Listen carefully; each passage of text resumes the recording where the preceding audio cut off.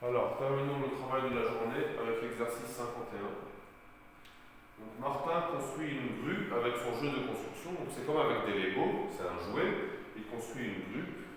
Les grues, une grue, c'est un truc qui est très grand comme ça. C'est ce qu'on utilise pour construire des immeubles. C'est très grand et c'est comme ça. Et ça permet, il y a quelqu'un qui conduit, je ne sais pas où il est exactement, il est assis là peut-être. Il conduit, ça permet de déposer des choses lourdes, etc. Pour construire des immeubles, on utilise des grues, comme ça. Enfin bon, bref. Martin construit une grue avec son jeu de construction. Il lui faut maintenant une vis et un écrou. Une vis, c'est ce qu'on tourne, et un écrou, c'est, je ne sais pas comment l'expliquer, mais peu importe. Donc il lui faut maintenant une vis et un écrou. Il y a une petite boîte qui contient, il a une petite boîte qui contient 3 vis et 4 écrous. Il y prend 2 pièces au hasard successivement. Donc, il a une petite boîte. Dans cette boîte, il y a 3 vis et 4 écrous. Okay. Dans la boîte, il y a 3 vis et 4 écrous. Lui, il prend dans cette boîte deux objets au hasard, 2 pièces au hasard successivement. Donc, dans la petite boîte, il met sa main, il prend une pièce, il remet sa main, il prend une deuxième pièce. Il prend donc 2 pièces au hasard et successivement. Quelle est la probabilité que Martin obtienne ce dont il a besoin, c'est-à-dire une vis et un écrou.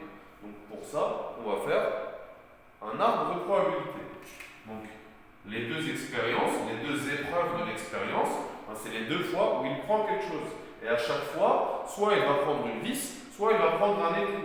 Dans la petite boîte, il n'y a que des vis et des écrous. Donc à chaque fois, soit il va prendre une vis, soit il va prendre un écrou.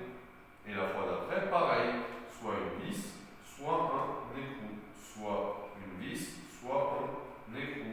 Maintenant, il faut écrire toutes les probabilités de ça. Alors, au début, quelle est la probabilité de tirer une vis? Au début, il y a 3 vis et 4 écrous, ça fait 7 petits objets. Okay, il y a 7 pièces. 3 plus 4, 3 plus 4 égale 7.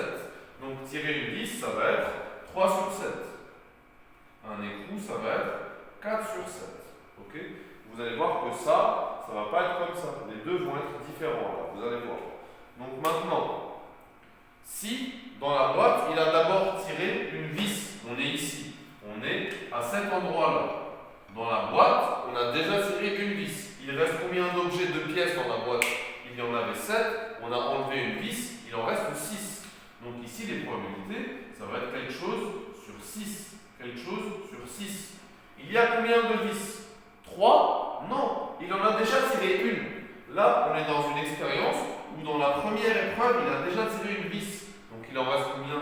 Il en reste 2. Donc ici, ça sera 2 sur 6. Et il y a combien d'écrous? Il y en a toujours 4. 4 sur 6. Maintenant, dans cette partie-là de l'expérience, quand on arrive ici, il nous reste 6 pièces. Et parmi ces pièces, on a tiré un écrou. Donc il nous reste 3 vis et 3 écrous. Donc ça va être les vis, ça reste 3 mais sur 6, pas sur 7. Et les écrous, c'est devenu 3 sur 6 parce qu'on en a déjà pris un. Donc vous voyez, là, c'est pas la même chose que là. Maintenant, quelle est la probabilité que Martin obtienne ce dont il a besoin, c'est-à-dire une vis et un écrou? Regardons tous les chemins qui mènent à une vis et un écrou. Donc soit on tire d'abord une vis, puis un écrou, ça c'est un chemin. Soit on tire d'abord un écrou, puis une vis, ça c'est un deuxième chemin. Donc c'est ce chemin-là et ce chemin-là. Donc c'est 3 septièmes fois 4 sixièmes. 3 septièmes fois 4 sixièmes égale 3 fois 4, 12, et 7 fois 6, 42, égale, on divise par 6, ça fait 2 sur 7. J'ai divisé par 6 en haut et en bas. La deuxième, ici, j'aurais pas dû simplifier comme ça en fait, mais c'est pas grave. En fait, bon, on va voir. La deuxième, donc c'est 4 sur 7 fois 3 sur 6. Donc la deuxième, ça va donner la même chose. La deuxième, c'est 4 sur 7 fois 3 sur 6. Donc on fait 4 sur 7 fois 3 sur 6 égale 4 fois 3, 12. 7 fois 6, 42. Ce qui est toujours égal à 2 sur 7.